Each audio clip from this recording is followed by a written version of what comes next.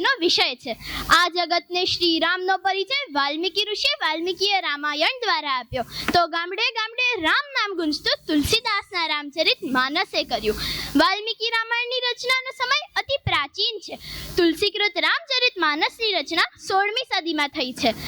એક લખાયું સંસ્કૃતમાં, જ્યારે બીજું અવધીમાં। એક મહાકાવ્ય છે, બીજું ભક્તિ પ્રધાન કાવ્ય છે।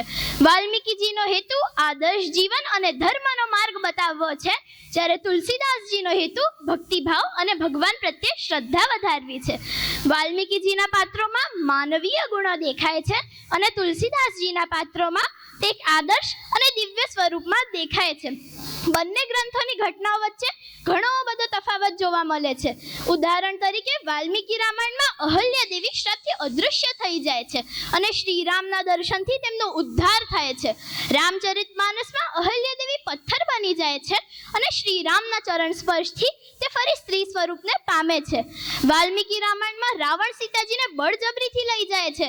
રામચરિત માનસમાં માયાવી સીતાનો વિચાર મળે છે।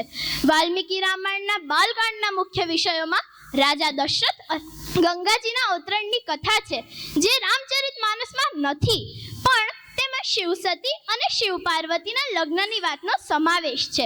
તુલસીદાસજીઓ સીતા સ્વયંવર પણ વાલ્મીકીજીએ વર્ણવ્યો નથી। વિવિધ 300 જેટલા રામાયણો લખાયા છે। આપણા સુધી રામ પહોંચાડનાર દરેકના આપણે ઋણી છીએ। જય શ્રી રામ।